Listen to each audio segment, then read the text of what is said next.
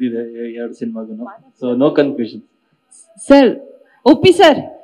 Yes sir, ಇಷ್ಟು ಸಿನಿಮಾದಲ್ಲಿ ತಲೆಗೆ ಹುಳ ಬಿಡ್ತಾ ಇದ್ರ ನೀವು, ಈ ಸಿನಿಮಾದಲ್ಲಿ ತಲೆಯಿಂದ ಹುಳ ತೆಗಿತಾ ಇದ್ದೀರಾ. ಸೊ ಎಷ್ಟು ಸಾರಿ ನೋಡಿದ್ರೆ ನಮಗೆ ಆ ತಲೆಯಿಂದ ಹುಳ ಹೊರಗೆ ಬರುತ್ತೆ? ಅದು ನಿಮ್ ಕೆಪಾಸಿಟಿ ಎಷ್ಟು ಹುಳ ಇದೆ ಅನ್ನೋದ್ರ ಮೇಲೆ ಡಿಪೆಂಡ್ ಆಗುತ್ತೆ. ನಿಮ್ಮಲ್ಲಿ 10 ಹುಳ ಇದ್ರೆ 10 ಸತಿ ನೋಡ್ಬೇಕು. ಅಲ್ಲ, ನೀವೇ ಹೇಳ್ತಿದ್ರಲ್ಲ ಸರ್, ಈಗ 10 ಜನದಲ್ಲಿ ಒಬ್ರಿಗೆ ಅರ್ಥ ಆಗುತ್ತೆ ಅಂತ ಹೇಳಿ. ಅದೇ ಹುಳ ಮೇಲೆ, ತಲೆ ಒಳಗೆ ಎಷ್ಟು ಹುಳ ಇದೆ ನಿಮ್ಗೆ ಆ ಹುಳ ಎಲ್ಲ ತೆಕ್ಕೊಂಬಿಟ್ರೆ ಬ್ಯೂಟಿಫುಲ್ ಆಗಿರುತ್ತೆ ಪ್ರಪಂಚ, ತುಂಬಾ ಚೆನ್ನಾಗಿರುತ್ತೆ ಆಕ್ಚುಲಿ. ಸರ್ ಆ ಒಂದು ಪ್ರಯತ್ನ ಅಷ್ಟೇ. ಸರ್ ನಮಸ್ತೆ, ನನ್ನ ಹೆಸರು ನಿಸರ್ಗ ಅಂತ. ಈ ಕಡೆ ಇಲ್ಲಿ ನಾನು ರೆಬಲ್ ಟಿವಿಯಿಂದ ಬಂದಿರೋದು. ಸರ್, ಲಾಸ್ಟ್ ಟೈಮ್ ಒಂದು ಇಂಟರ್ವ್ಯೂಗೆ ಹೋದಾಗ ಒಬ್ರು ಪ್ಯಾನ್ ಇಂಡಿಯಾ ಮೂವಿ ಅಂತ ಹೇಳಿದ್ರೆ ಪಾನ್ ಕಾರ್ಡ್ ಇರೋರು ಪ್ಯಾನ್ ಇಂಡಿಯಾ ಮೂವಿ ಮಾಡ್ತಾರೆ ಅಂತ ಒಂದು ಸ್ಟೇಟ್ಮೆಂಟ್ ಕೊಟ್ಟಿದ್ರು ಜಯಂತ್ ಕಾಯ್ಕಿಣಿ ಸರ್ ಅವರು. ಹಾಗಾದ್ರೆ ನಿಮ್ಮ ಹತ್ರ ಪಾನ್ ಕಾರ್ಡ್ ಇದೆಯಾ? ಅದಕ್ಕೇನಾದ್ರು ನೀವು ಈ ಸಿನಿಮಾ ಮಾಡ್ತಾ ಇದ್ದೀರಾ? ಪಾನ್ ಕಾರ್ಡ್ ಅಥವಾ ಮನಿ ಕಾರ್ಡ್ ಯಾವ ಒಂದು ಇಂಟೆನ್ಷನ್ ಈ ಮೂವಿ ಬರ್ತಾ ಇದೆ? ಯಾಕಂತ ಹೇಳಿದ್ರೆ ಕನ್ನಡ ಜನತೆ ಕನ್ನಡ ಮೂವಿನ ಸ್ವಲ್ಪ ಎಕ್ಸ್ಪೆಕ್ಟ್ ಮಾಡ್ತಾ ಇದಾರೆ ಅಂತ ಅನ್ಕೋತೀನಿ. ಸೊ ಇದು ಹೆಂಗೆ ನಿಮ್ದು ಪಾನ್ ಕಾರ್ಡ್ ಪ್ರತಿಭೆನ ಪ್ರಭಾವನ ಏನು? ಇಲ್ಲ, ನಿಜವಾಗ್ಲೂ 2 ಕಾರ್ಡ್ ಇದೆ ನೋಡಿ. ನಾನ್ ಕನ್ನಡ ಅಂತಾನೆ ಮಾಡಿ ಸ್ಟಾರ್ಟ್.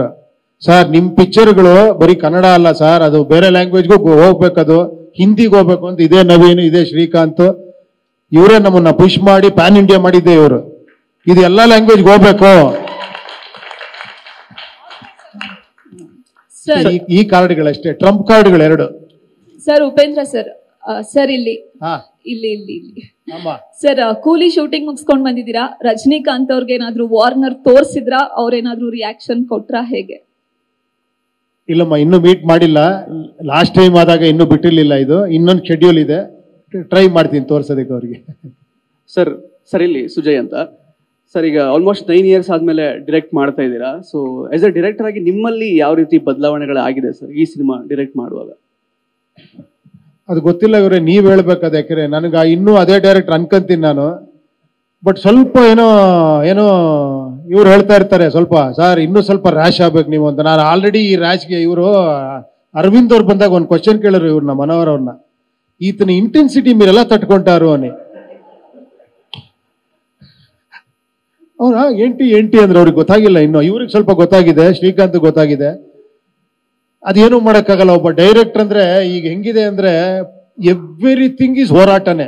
ಒಂದು ಸಿನಿಮಾ ಮಾಡೋದಿದೆಯಲ್ಲ, ಅದು ಡೈರೆಕ್ಷನ್ ಮಾಡೋದು ಅನ್ನೋದು ಇದೆಯಲ್ಲ, ಅದು ಪ್ರತಿ ಕ್ಷಣ ಹೋರಾಟ. 24 hours ನೀವು ಅದರೊಳಗೆ ಇರಬೇಕು.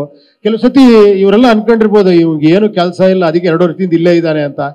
ನನಗೂ ಕೆಲಸ ಇದೆ ಅನ್ಸುತ್ತೆ. ಹಿಂಗ್ ಅನ್ಕೊಂಡ್ಬಿಡ್ತಾರೆ ಇವ್ರು. ನಾನು ನೋಡ್ರೆ 9 ಗಂಟೆ ನಾ ಇರ್ತೀನಿ, ಇವ್ರು 11 ಗಂಟೆಗೆ ಬರ್ತಾರೆ.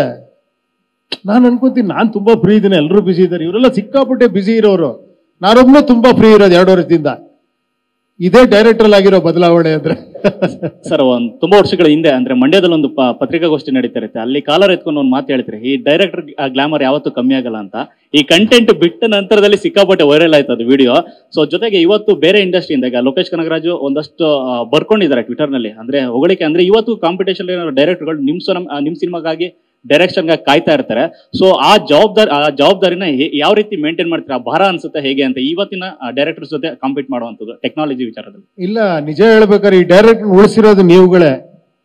ನಿಜವಾಗ್ಲು ಪ್ರೆಸ್ ಅವರು, ಫ್ಯಾನ್ಸು, ಪ್ರೇಕ್ಷಕರು. ಇವತ್ತಿಗೂ ಒಂದು ಡೈರೆಕ್ಷನ್ ಮಾಡ್ತೀನಿ ಅಂದ್ರೆ ಆ ಕೊಡೋ ಒಂದು ಉತ್ಸಾಹ ಇದೆಯಲ್ಲ, ನನ್ನ ತಲೆ ಎಲ್ಲ ಗಿರ್ರ್ ಅಂತ ಇರೋ ಬರೋ ಲೈಟ್ಸ್ ಎಲ್ಲ ಓಪನ್ ಆಗ್ಬಿಡುತ್ತೆ ನನಗೆ. ಸೊ ಅದೇ ಕಾರಣ ಅಷ್ಟೇ, ಏನಾರ ಮಾಡಬೇಕು ಅಂತ. ಬಟ್ ಸಿನಿಮಾ ಸಿಕ್ಕಾಪಟ್ಟೆ ಸರ್ಪ್ರೈಸ್ ಇರುತ್ತೆ, ಜ್ಞಾಪಕ ಇಟ್ಕೊಳ್ಳಿ. ಅಲ್ಲಿ ಸ್ವಲ್ಪ ತಲೆ ಕೆಡಿಸ್ಕೊಬೇಕಾಗತ್ತೆ ನೀವು. ಸರ್, ನನಗೆ ಆ ನಂಬಿಕೆ ಇದೆ. ಯಾಕಂದ್ರೆ ನನಗೆ ಆ ನಂಬಿಕೆ ಇಟ್ಟೆ ಸಿನಿಮಾ ಮಾಡಿರೋದು. ನಾನು ಯಾವತ್ತು ತುಂಬಾ ಜನ ನನ್ನ ಜೊತೆಲಿರೋರು ಹೇಳ್ತಾ ಇರ್ತಾರೆ, ಅರ್ಥ ಆಗುತ್ತಾ ಇದು ಅಂತ. ನಾನು ಹೇಳ್ತೀನಿ, ನಾವು ಯಾವತ್ತೂ ಕೂಡ ಪ್ರೇಕ್ಷಕರು ಇಲ್ಲಿದ್ರೆ ನಾವು ಇಲ್ಲೇ ಇರ್ತೀವಿ, ಅವ್ರಿಗಿನ್ನ ಮೇಲೆ ಹೋಗಕ್ಕೆ ಸಾಧ್ಯನೇ ಇಲ್ಲ. ಅದು ನಾನು ಕಂಡ್ಕೊಂಡಿರೋ ಸತ್ಯ. 100% ಹೇಳ್ತೀನಿ. ನಾವು 10 ಅಂದ್ರೆ ಅವ್ರು 15 ಮೆಟ್ಲು ಮೇಲೆ ಇರ್ತಾರೆ. ಯಾಕಂದ್ರೆ ಇನ್ನೋಸೆಂಟ್ ಆಗಿ ನೋಡ್ತಾರೆ ಅವರು. ಅವ್ರು ಯಾವ ಬಯಾಸ್ಡ್ ಇಟ್ಕೊಂಡು ಏನೋ ಕ್ಯಾಲ್ಕುಲೇಷನ್ ಇಟ್ಕೊಂಡು ನೋಡೋದಿಲ್ಲ. ಒಂದೇ ಒಂದು ಸಿಂಪಲ್ ಎಕ್ಸಾಂಪಲ್ ಹೇಳ್ತೀನಿ. ಸಿನಿಮಾ ನಾವು ಮಾಡಿದಾಗ ನೀವು ಮರ್ತೋಗಿರ್ಬೋದು, ನೀವು ಇಡೀ ಗಾಂಧಿನಗರ ನೋಡಿದವರೆಲ್ಲ ಇದು ಏನೆಯ ಪಿಕ್ಚರ್, ಡಬ್ಬಾ ಪಿಕ್ಚರ್ ಅಂತ. ನನಗೆ ಒಂದೇ ಒಂದು ಪಾಸಿಟಿವ್ ರಿವ್ಯೂ ಬಂದಿರಲಿಲ್ಲ ಆ ಪಿಕ್ಚರ್. ನೀವು ನಂಬಲ್ಲ, ನರ್ತಕಿ ಥಿಯೇಟ್ರಲ್ಲಿ ಆ ಥಿಯೇಟರ್ ಇರೋ ಆ ಗೇಟ್ ಕೀಪರು ಕೂಡ, ಸರ್ ಈ ಪಿಕ್ಚರ್ಗೆ ಯಾಕೆ ಸರ್ ಈ ಥಿಯೇಟರ್ ಬೇಕು ಅಂತಿದ್ದೀರಾ, 2 ದಿನ ಓಡಲ್ಲ ಸರ್ ಈ ಪಿಕ್ಚರ್ ಅಂತ. ಕೊನೆಗೆ ನಮ್ಗೆ ಒಂಥರ ಶಾಕ್ ಹೋಯ್ತು, ನಿಜಾನ ಇದು ಅಂತ. ನಮ್ಮ ಒಬ್ಬ ಪ್ರೊಡ್ಯೂಸರ್ ಮಾತ್ರ ಇದ್ರು, ಜಗನ್ನಾಥ್ ಅಂತ. ಅವರು ಸರ್ ಏನ್ ಸರ್ ಎಲ್ಲರೂ ಹಿಂಗ್ ಬೈತಾರೆ ಈ ಪಿಕ್ಚರ್ನ, ನಾನೊಂದು 200 ಸತಿ ನೋಡಿದ್ದೀನಿ, ನಂಗೆ ಬೇಜಾರೇ ಹಾಕಿಲ್ಲಲ್ಲ ಸರ್ ಈ ಪಿಕ್ಚರ್, ಯಾಕೆ ಸರ್ ಎಲ್ಲರೂ ಹಿಂಗ್ ಬೈತಾರೆ ಅಂತ. ನಂಬಲ್ಲ ನೀವು, ಫಸ್ಟ್ ಸೆನ್ಸಾರ್ ಅಲ್ಲಿ ಆಫೀಸರ್ ಹೊಟ್ಟೋದ್ರು, this is unfit for release ಅನ್ಬಿಟ್ಟು ನಿಮ್ಗೆ ಯಾವ ಸರ್ಟಿಫಿಕೇಟ್ ಕೊಡಲ್ಲ ಅಂತ ಎದ್ದೋಗ್ಬಿಟ್ಟಿದ್ರು. ನಂಬ್ತೀರಾ?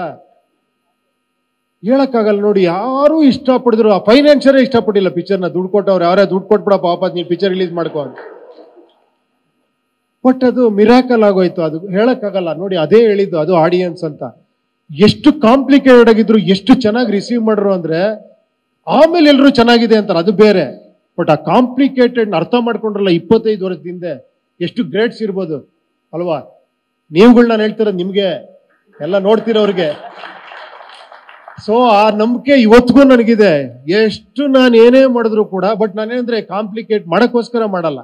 ಅದ್ರೊಳಗೆ ಏನೋ ಹೇಳ್ಬೇಕು ಅಂತ ಆಸೆ ಪಟ್ಟು ಮಾಡ್ತೀನಿ, ಅದು ಖಂಡಿತ ಅರ್ಥ ಆಗತ್ತೆ ಎಲ್ರಿಗೂ. ಆ ಒಂದು ನಂಬಿಕೆ ಇದೆ ಅಷ್ಟೇ ನನಗೆ.